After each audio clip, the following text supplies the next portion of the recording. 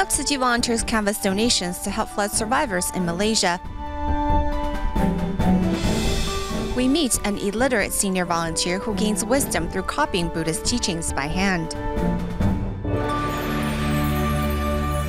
Welcome to DaAi Headlines. I'm Mary Lee. Thank you for joining us. Tzu Chi volunteers' efforts in helping residents affected by the worst flooding in 30 years in Malaysia continues.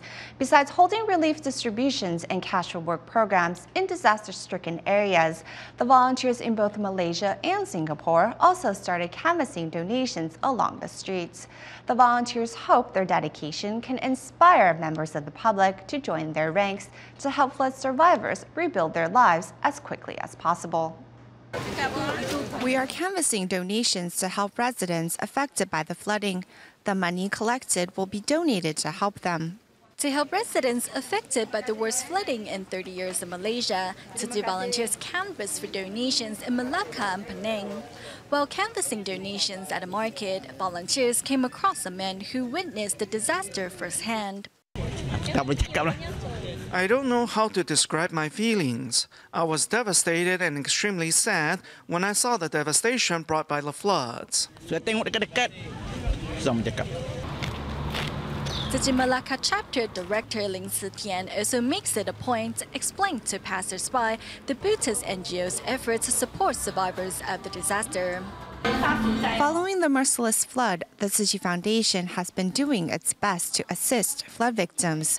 The residents really need everyone's help. Let's seize this opportunity to donate to this meaningful cause, okay? Thank you so much. Seizing every chance to encourage the public to give, Tzu Chi volunteers canvass donations at various locations such as markets, restaurants, Tzu Chi chapters, and much more. People who have the means should donate to the good cause, while those who don't can contribute their time and strength.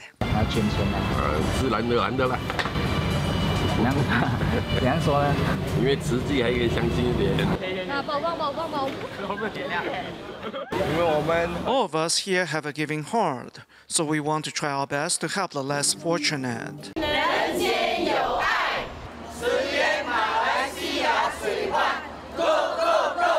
Meanwhile, in Singapore, Tzu Chi volunteers from the local chapter have also gathered to canvass for donations on behalf of those affected by the flooding in Malaysia. Please join our ranks to help flood victims in Malaysia rebuild their homes. Thank you so much. Among the volunteers dedicating herself to this meaningful cause is Li Shufang, who has started canvassing for donations from 7 a.m. to 6 p.m. Li hopes her efforts can inspire passers-by to donate their love. My legs are sore and I'm losing my voice, but it is okay. I will be all right after some rest, but it will take a long time before flood victims in Malaysia recover from this tragedy. Many residents in Singapore who have relatives in Malaysia feel deeply connected to those who are currently suffering in disaster areas. I feel really sad for the flood victims because their homes were inundated by flood waters. When I saw the volunteers canvassing for donations, I happily donated to show my support. Wheelchair user Wu Baoan, who makes a living from selling daily sundries, donates his daily earnings to Tzu Chi. Life in Singapore is great, but we need to put ourselves in others' shoes. Tzu Chi volunteers also travel to a gathering spot for Indonesian foreign workers to inspire them to give. Right now, flood survivors don't have food and clean water to drink. We feel really sad and want to do something to help. With love pouring into the disaster areas, everyone hopes the lives of the flood victims will return to normal as quickly as possible. Recovery efforts are well underway in Malaysia after devastating monsoon rains caused massive flooding across the east coast of the peninsula last December. Tzu Chi's Cash for Work program continues to draw more and more local residents each day as everyone hopes to contribute to the rebuilding of their community. In our next report, we join Tzu Chi volunteers and Cash for Work participants in Pahang State to see how the cleanup is going. Volunteers set out before sunrise and after a 4-hour drive arrive in Pahang's Kuala Krau. Everybody come here to cleaning from 9 a.m. to 4 p.m. Everybody can get 100 ringgit. For residents unfamiliar with Tzuji's Cash for Work program, volunteers patiently explains its purpose, attracting more residents to sign up and help. Residents assemble wheelbarrows to make the cleanup a little faster and easier. Tzuji volunteer Li Wenlong also invited 7 entrepreneurs to lend assistance at Ground Zero. We all have business dealings with each other, so everyone knows about the situation. This is a first for me. It's really laborious work. Meanwhile, another group travelled on foot to Kuala Krai Elementary School to restore the school ground to its former condition. I am in charge of running the bookstore on campus, so it really broke my heart to see that all the textbooks that were meant to be sold were all soaked and could no longer be used. Just as the school was worrying how they could manage to clean up their campus with only 30 staff, Tzuji volunteers and Cash for Work participants arrived to lend a hand. Bangao Elementary School is covered in a thick layer of mud following the flood, and the school's soccer field now looks like a swamp.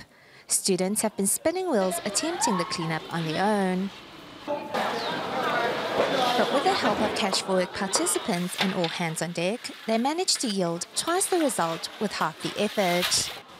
As soon as the flood waters receded, I came to check on the situation at school. Tears ran down my face as I saw the extent of damage here. Initially, we thought only 30 to 40 people would come, but 100 people came instead. Although I was really surprised, at the same time, I'm confident that we will most definitely be able to start school next week. An alumni of the school returned to see where he could offer his assistance. I'm really glad Tzuji volunteers brought residents to help clean my alma mater. I'm delighted that we can all work together. Teachers work as a team to salvage any usable tables and chairs. It's okay to help others first. We will get to my house soon since it's just on the next street. We are all working together to get the job done.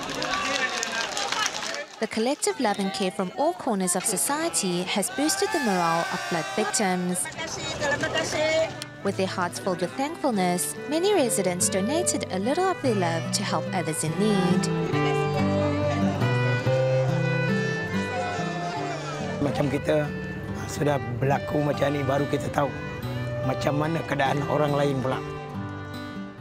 Continuing our coverage on Malaysia's flooding, both schools and homes were hit hard in the state of Kelantan. Recently, volunteers visited 7 of the worst-hit schools with the promise of aid in the form of cash for work programs. The programs will not only help the school clean up before the start of the school year on January 12th, but also assist residents of the surrounding community who lost so much in the disaster. Here's more. In Kota Baru, the capital of Kelantan, 7 schools were left heavily damaged in the recent flooding. As one principal takes volunteers on a tour around school grounds, it is obvious the school is in no shape to start classes next week. However, with Tzuji's Cash for Work program, there suddenly is a ray of hope, and the principal immediately gets on the phone with the local village chief. There's an organization that says they want to help our school. The question is, can we find people from the village to take part in a Cash for Work program? The devastation left by the floods is everywhere, leaving residents wondering where and how to start cleaning up. At night I sleep here. I don't have a choice. I no longer have a house, so at night I sleep here. Tzuji plans to start its cash for work programs as soon as possible, so to help life here in Kelantan return to normal. Moving our focus to Indonesia, almost 2 weeks after the AirAsia flight QZ8501 plane crash, search and recovery efforts continue around the Java Sea. At the time of our program's airing, 39 bodies have been recovered.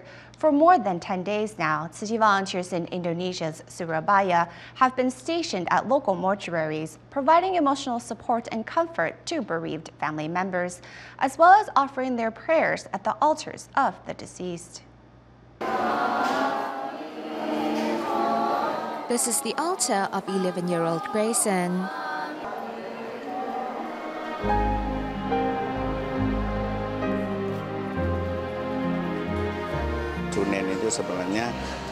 There are two purposes to Buddhist chanting. One is to bring family members peace of mind, and the other is to eliminate the suffering of the deceased, so that they may attain happiness. Some of the cadavers have been sent to the morgue, where volunteers are also accompanying family members. Although we have different religious beliefs, after obtaining the permission of the family members, we chanted Buddhist verses for the deceased. Transcending all religious boundaries, volunteers only hope to bring family members of the deceased some peace of mind. We empathize with what they are going through. What we can really do now is pray for them. Suyono's mother and sister were on their way for a vacation. No one had ever imagined that this holiday flight would end in tragedy. I'm very comforted that after this accident,慈济and so many other organizations came to help us.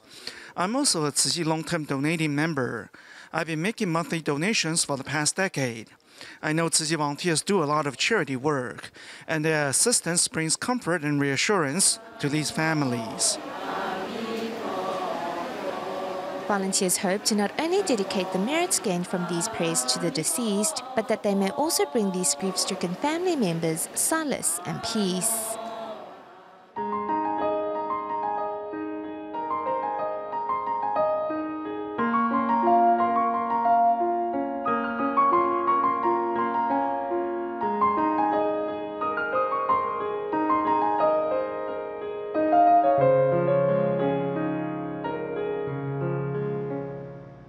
For many, DaAi TV's Wisdom at Dawn broadcast, being filled with Buddhist theory, is difficult to grasp as it is. However, for 70-year-old Tzu Chi volunteer Lai Mei, the broadcast represents an even bigger challenge. In our next report, we find out why.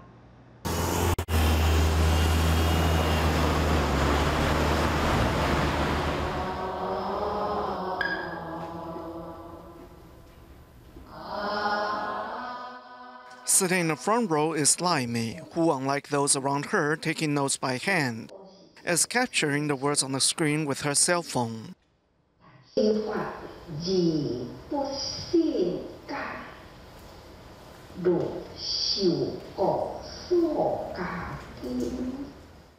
fact, 70-year-old Lai Mei is illiterate, and once home will copy out every word into her notebook before the rest of the family gets up for the day.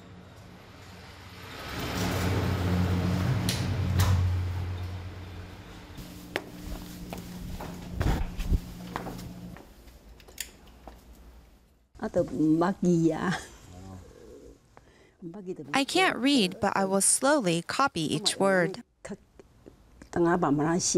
Lai Mei carefully copies each word from the screen into her notebook. Despite being unable to write more than her name, she tries to copy each character precisely.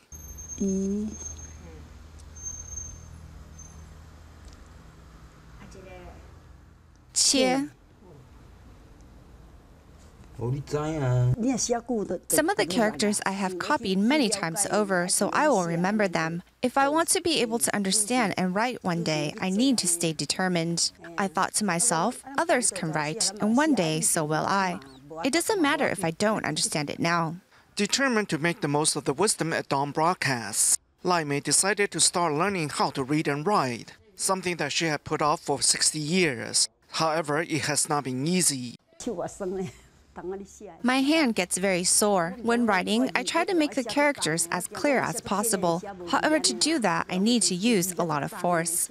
I feel like I am using more energy holding the pen than holding a hoe. In fact, I would rather be working somewhere else than copying these words.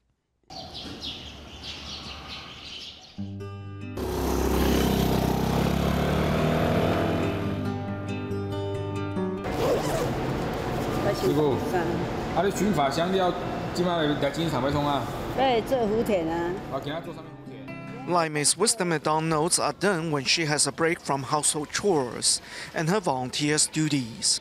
In 2 hours, she can mop these floors clean. But in that same 2 hours, she can only copy half a page of characters. However, Lai Mei believes her work ultimately has value.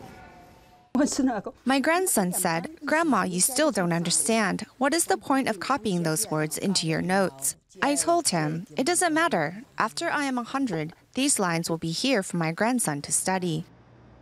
Taiwan's oranges are among the 23 fruits that can be imported to China duty-free per the Economic Cooperation Framework Agreement signed in 2010, with the goal of hoping to unload the fruit that doesn't sell well domestically or internationally due to global competition. However, the export volume of oranges has not picked up, and instead, fruits not on the list are high in demand. Next, we find out just what is going on. My oranges taste the best. I'm using the best fertilizer at all costs.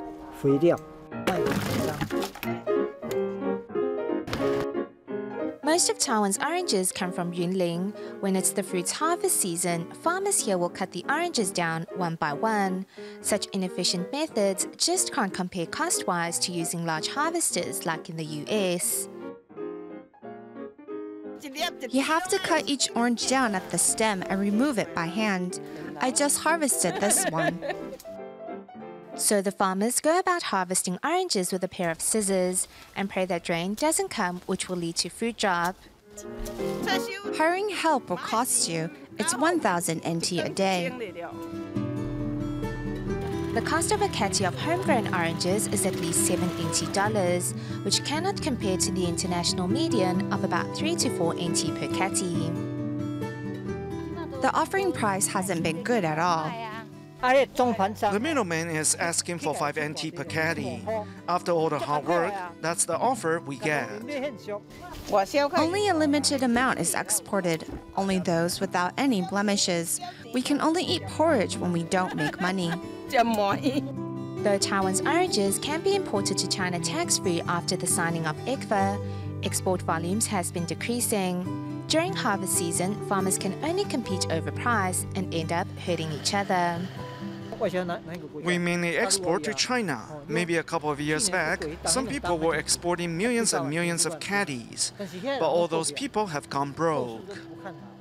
It seems there is no future for Taiwan's oranges, yet sugar apples, which are not among the 23 tax-free fruits listed in the ECFA, are in high demand in China, with 7,500 tons exported thus far.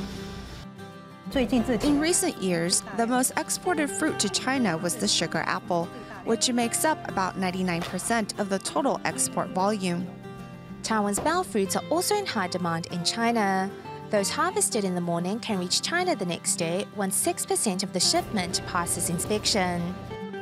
We will inspect the fruit with our eyes or using a microscope. If we find there is a pest problem, we will ask the distributors to take the shipment back to reprocess.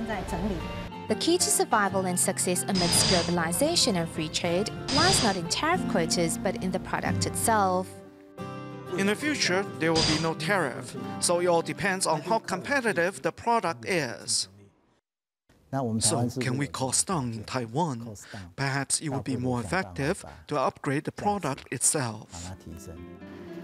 Taiwan's agricultural industry must undergo reform to survive international competition. Yet, some scholars believe that with the country's food self-sufficiency rate being so low, perhaps farmers should focus on fulfilling domestic demands before setting their eyes on the world. The export of agricultural goods isn't necessarily a good thing. I believe the focus should still be on meeting domestic demands. Locally grown citrus fruits should be able to complement imports and meet about 70 to 80% of domestic needs. Taiwan is densely populated and has limited farmland. Whether the country's agricultural industry should set its eyes on the world or fulfill the needs of its citizens will depend on the choices we make as consumers. To ring in the new year, Tainan's municipal Xingying Elementary School held a celebration with a twist. Instead of just fun and games, the event was filled with hands-on lessons for sorting recyclables.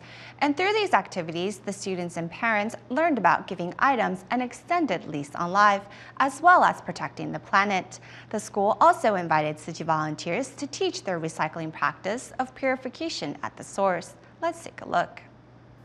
Learning recycling mnemonics, students, parents, and teachers learn about environmental conservation from Tzu Chi volunteers. I learned about new items that could be recycled that I didn't know before. It seems like most items are recyclables or reusable. I will place a few recycling bins in my classroom with labels so that children know which bins are collecting what recyclables.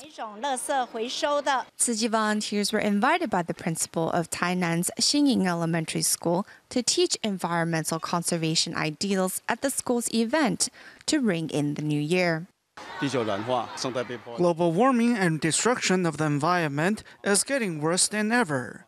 If we don't love our planet, then future generations will be paying for our actions. Purification at the source starts with not letting trash mix in with the recyclables.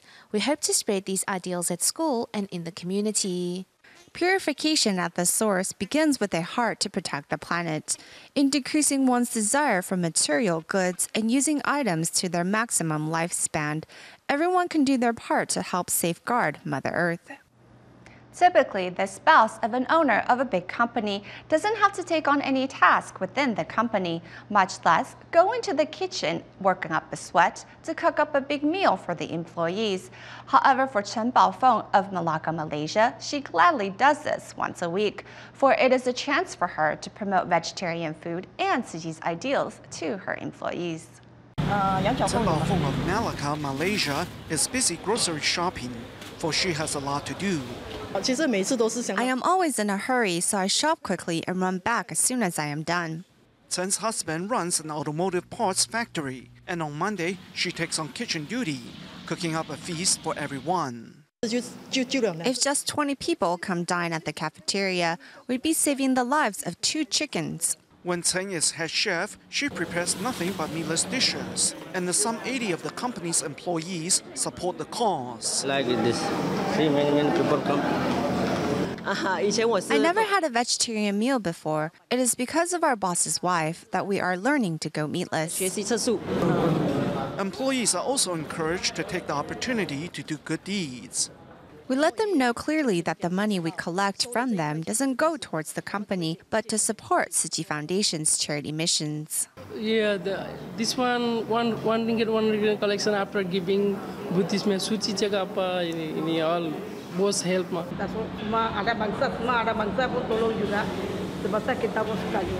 By practicing Master Zeng Yan's teachings in her daily life, Chen Baofeng is also helping her employees cultivating blessings while safeguarding their health. Switching to Taiwan at the end of the show, Tzu Chi Care recipient Mr. Zhao suffers from mental illness and collects recyclables to make ends meet. Living in poverty, Mr. Zhao had no means to repair his home, which used to be a storage container. Thus, Tzu Chi volunteers in Zhanghua helped repair Mr. Zhao's home, ensuring he has a safe and clean environment to live in. We will leave you with these images. Thank you for watching DaAi Headlines. Goodbye.